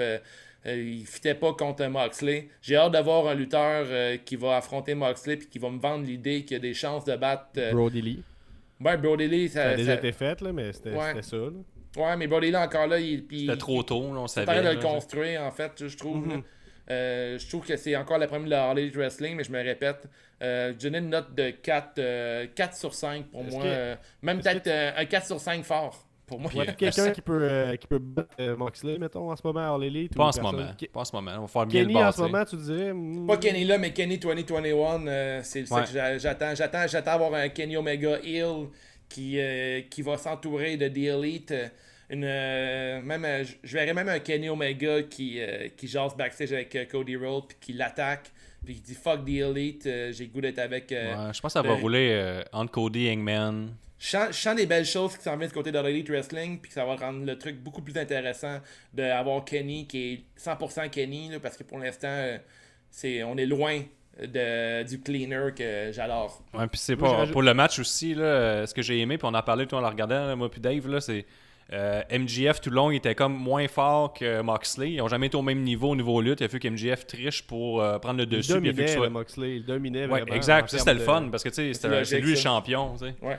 Puis il y a eu il s'est fait blesser son bras, là, Moxley, mais il est arrivé à faire comme sa superplex avec son bras normal. Puis là, il était blessé, il a changé de bras. Après ça, il a changé son stance, il a mis son pied de l'autre côté, son pied avant changé tout le long du combat. Quand il a fait son pile driver, il a mis son autre bras faible là, juste pour le soutenir, puis c'est son mauvais bras. Fait que dans le fond, ses prises rentraient moins dans l'histoire. Vu que son bras qui sert pour forcer, c'était toujours le mauvais. Il a manqué un pin à un moment donné à cause qu'il pouvait pas utiliser son bras. Là, tout. Ouais, puis JR l'a dit, c'est le mentionné. Fait que c'est super bien fait de tout le monde. Comme vous autres, moi j'ai aimé le match. Le sang, comme je disais, c'était à rapport. Là. Vous avez raison là-dessus. Ça rajoute absolument rien. Ça fait... Il y a tellement souvent du sang dans la Harley Wrestling qu'il ne savait plus rien faire. Il aurait pu le boss Open avec le coup de... Je pense qu'il y a eu un coup de bague à la fin ou ça aurait pu finir avec MJF ensemble, mais qu'à la fin, quand il y a un coup qui a perdu. Mais encore là, je sais pas, j'ai pas détesté non plus l'idée de Guillaume qui avait suggéré que peut-être que Moxley aurait gagné avec une soumission au lieu de gagner avec son finisher. Ça peut être intéressant.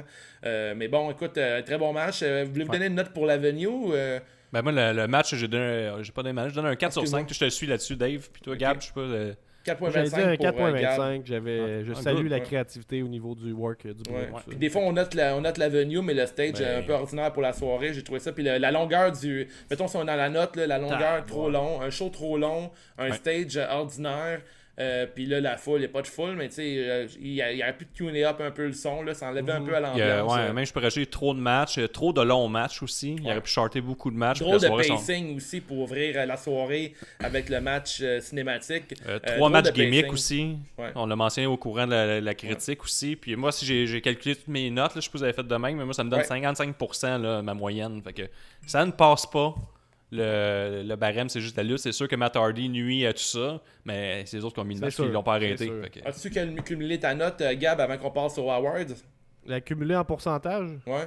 Ben, je l'ai pas cumulé, moi, malheureusement. Là. Mais je pense que je donne la note de passage. On a le potentiel de faire une bonne carte si on enlève une coupe de match là-dedans. Là, puis, avec Hardy, évidemment, tout ça, là, c'est sûr que ça nuit. Là, mais tu sais, c'est comme s'il y a des matchs là-dedans qui sont des bons matchs ou des très bons matchs, mais ça reste que dans le contexte d'une soirée de quoi. Avec le pre-show, ça vous a pris combien de temps d'écouter tout ça? 5 ans. Une vie.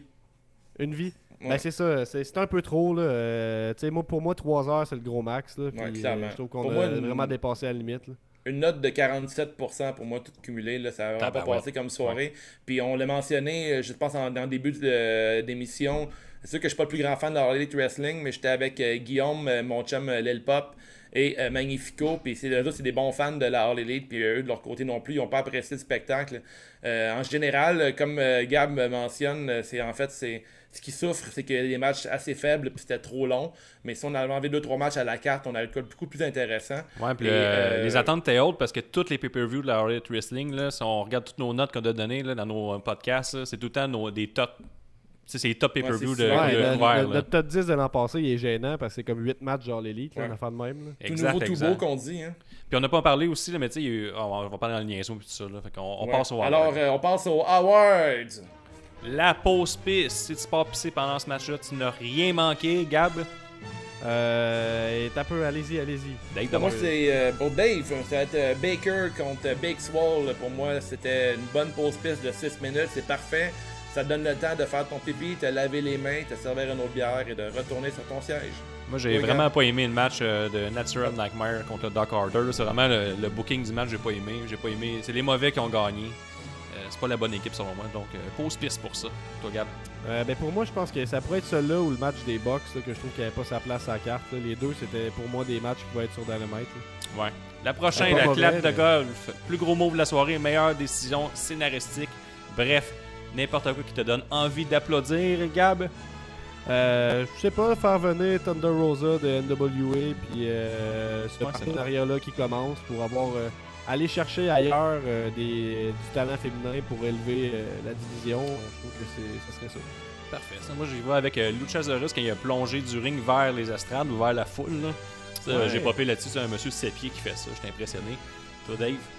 Je vais avec Will Hobbs pour d'avoir le nouveau venu dans le Casino Royal. Je ne connaissais pas du tout. Il m'a donné le goût d'en savoir plus sur le gars. Puis si vous allez le googler, c'est un gros monsieur. Puis clairement talentueux. Puis il a battu un record pour le Casino Royal. J'espère qu'ils vont mentionner ce record-là au prochain épisode de Dynamite. Le niaise-moi, pire décision de la soirée, pire moment, pire botch, n'importe quoi qui ne fait pas ton affaire, Dave. Le fucking Casino Royal, je suis tellement off avec ce concept-là, je trouve que c'est pas intéressant. Gab? La longueur du pay-per-view, mais sinon, c'est peut-être du nitpicking, là, mais la Blade Job là, au dernier match. Là. C'est pas juste pour chialer. C'est ça, moi, le niaise-moi, c'est que Pentagon et Phoenix sont dans un match clusterfuck où ils auraient pu briller, puis ils ont été juste des jobbers, c'était des figurants dans cette histoire-là. C'est mon niaise-moi de la soirée. Bon niaise-moi. Le Jean Héroldi, la carte de mode. Est-ce que vous avez une carte de mode, les gars? Clairement, pour moi, ben vas-y Gab, toi qui es bien habillé. Moi, je dirais avec qui sautent aux yeux les FTR avec leur petit jacket qui match, tout ça. Je trouve que c'est bien beau. Toi, Dave. De mon côté, ça va être Hangman Page avec les pantalons en cuirette à franges avec les petits diamants dessus. Là, ça lookait à fond. Un beau monsieur, ce Page. Un autre beau monsieur qui était bien habillé, là, MJF, autant son entrée que son foulard intégré à sa robe de chambre, plus ses belles bobettes. C'est la carte de mode. Et la contravention de style, j'y vais avec le suit ultra boring de Scorpio Sky. Dave nous a parlé tantôt là, pendant le review. Là, mais... Très drabe. Très drabe, ouais, c'est ça. Toi, Dave, c'est une contravention de de mon style. côté, j'ai vu le gros Cage qui avait genre un suit semi-jaune fluo et semi-camo, je pense. C'était horrible. On aurait dit, je sais pas, je vais pas insulter personne, là, mais il y a du monde qui s'habille comme ça, puis c'est du monde à qui je parle pas. Ben là, pourtant, tu me parles souvent. Ouais, mais tu peux pas du jaune fluo mélangé avec du camo. Je pourrais. C'est pas Ouais, j'avoue que tu exclu. pourrais, mais tu fais exception à la règle, Guillaume. J'en connais, je parle à une personne seulement comme ça. Toi, Gab? Le superbe. Non, Ouais. Non, la contravention de style, t'as une contravention? Excusez, je pense qu'on soufflait, mais j'ai pas de contravention en particulier. Oh! T'es trop gentil. Le superbe. Dustin Rhodes qui mélange le bleu et le rouge là, dans sa face. Là, je suis Ouais, comme choisi entre les Shinsuke deux. un peu, ouais, c'est pas une bonne idée, franchement. Juste bleu ou juste rouge, là, moi les deux, je trouve que Choisis ton ton. ben c'est ça. Là. Le superbe, le meilleur match de la soirée. Moi, j'y vais avec Moxley MJF. Gab. FTR Omega Hangman. Je vais te suivre, Guillaume. Moi, de mon côté aussi, le meilleur match selon moi est Moxley contre MJF. C'était solide, mais tu sais, on a toutes des bonnes réponses. Là. C'est les deux matchs à retenir, je pense, de la soirée. T'sais, on ajoute les femmes aussi. Là. Ouais. C'est les 3 meilleurs matchs de la soirée. Le beaucoup bien de la soirée. Le ou la MVP de la soirée. La personne qui a eu mieux paru selon vous. Je vais avec Wave. Moi, j'ai adoré le travail d'MJF dans son match contre Moxley. J'ai trouvé ça super intéressant. Puis il a tout donné. Puis il a l'air d'un gars qui était... il a tout essayé pour battre Moxley, mais il n'a pas réussi. Puis, je sais pas, MJF, c'est toujours un lutteur qui... je sais pas, j'étais un gros fan de MJF. Là. Je trouve qu'il est super intéressant. Puis j'ai aimé son travail hier soir. Moi, j'y vais avec Thunder Rosa. Je trouve qu'elle a carry le match sur les épaules du début à la fin. Shida, elle a semblé un peu gazée out à un moment donné vers la fin. Puis Rosa, elle a changé son pacing, sa dynamique de match. J'ai vraiment adoré. Toi, Gab? Moi, je donne beaucoup bien de compassion pour Sammy Guevara là, qui a dû continuer avec ce petit match-là. Là. C'était malaisant. Quand il le relevait, il tombait dessus. Il Un beaucoup bien tape dans le dos, dans le fond. Ben, c'est comme... Tu lâche pas, mon chum. La grosse nouille de la soirée, la personne qui a le plus mal paru de la soirée, celui qui pourrait être engagé chez Pacini prochainement. Moi, je vais avec celui que Dave sait pas c'est qui, Matt Cardona. Lui a passé dans le bar.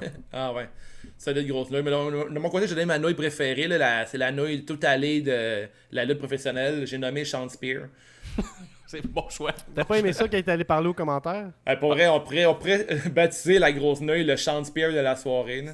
Ouais. Vous êtes plein de haine pour lui. Ouais. Je m'en suis même pas rendu compte qu'il a fait ça. Je le réécoute. Là, il était à la table des commentaires genre 38 secondes. Ah, il est tellement fade. Il est arrivé, là, la compagnie a genre même pas 2 ans, là, puis il est arrivé avec 3 concepts différents, puis les 3 fois on les a oubliés. Genre. Ouais, tu sais, il est arrivé, moi je m'en vais aux commentaires, tout le monde dit on s'en calisse, c'est ce que tu c'est fais. fou. Hein. Ouais. C'est terrible. Ben pour moi, je suis surpris que vous n'ayez pas nommé Matt Sydal. C'est peut-être par compassion aussi, là, mais Matt Sydal avec. Ah, t'es tellement de marde, Gab, là, de fesser sur un gars qui a fait un botch en début de carrière. Là. Ben, vu qu'il a l'air de bien le prendre là, en disant qu'il va changer son moveset, tout ça, là, il devrait pas. Quand même une grosse nouille, là. Et puis les gars, je me permets d'en rajouter un. Là, on sait que Nick a disparu là, du podcast, il a lâché dernièrement, mais en son honneur, on va rajouter le hashtag Nostradanic. Si vous avez une prédiction pour un match qu'on a déjà annoncé ou ce qui s'est passé, si vous avez une prédiction, ou si vous voyez dans le futur là, pour une rivalité. Une prédiction, là, en général. Une prédiction, mettons, moi je vois prédiction Archer-Moxley. Qui pourrait gagner ou qu'est-ce que vous pensez qu'il va se passer avec ça? Moi, je pense que. C'est comme une question. Ouais, c'est ça. C'est votre prédiction entre Archer et Moxley. Qui gagne entre les deux prochainement? Ben, c'est clair que c'est Moxley. Pour moi, Archer a 0 rapport. Ben, Moxley, là, je veux dire. C'est ça. Mais c'est ça, ouais, Chris. Coup de pied, coup de poing, coup de pied, coup de poing. Moi, j'ai une prédiction pour toi, Guillaume, c'est que ce hashtag-là va mourir. Ben, moi j'ai une prédiction, ça serait une vraie prédiction. Thunder Rosa va revenir à la All Elite Wrestling. Ouais. Oh, c'est bon, c'est du solide. C'est ce qui complète notre review All Out AEW avec Gab et Guillaume. On poursuit la discussion après ça sur Facebook Live. Dans cet épisode-là, on fait un retour sur le pool CJDLL. Le pool CJDLL, ça roule depuis le début, après WrestleMania, la saison Prestige. On va jaser d'ailleurs de notre champion Benny Ismoney, qui est maintenant champion pour le pool CJDLL et le pool privé Patreon. Pour s'inscrire au Patreon, c'est 5$ par mois. Vous avez accès à plein de matériel, Guillaume, et un code de 10% sur la boutique wavetattoos.etsy.com. On vend des t-shirts CJDLL et une belle tuque au prix de 10$. Je vous laisse continuer les plugs, les gars.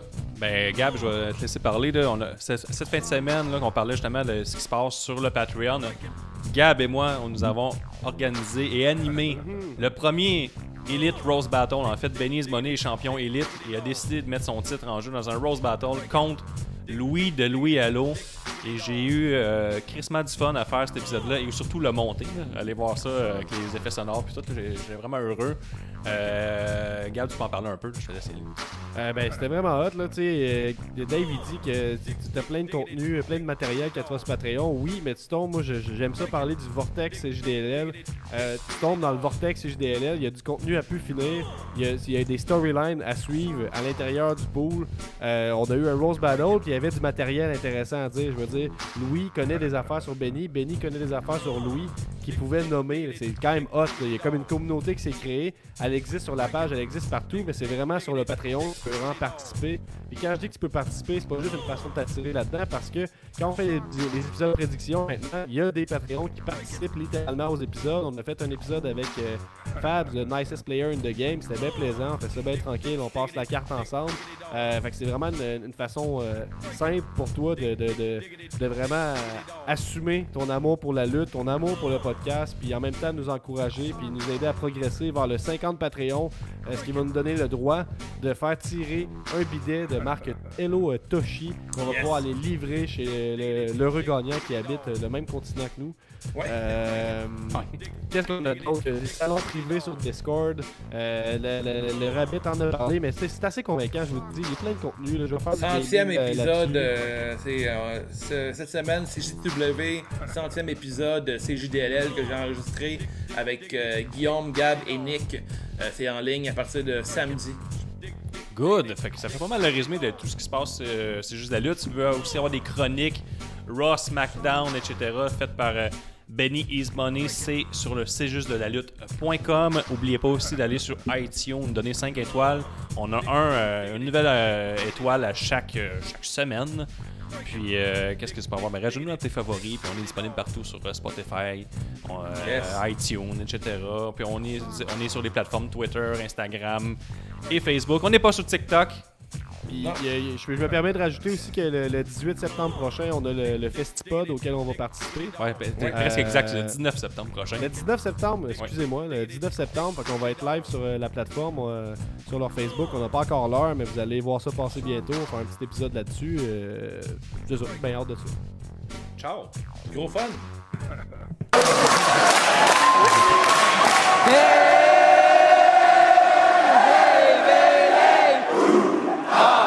I wanna know if you be my girl.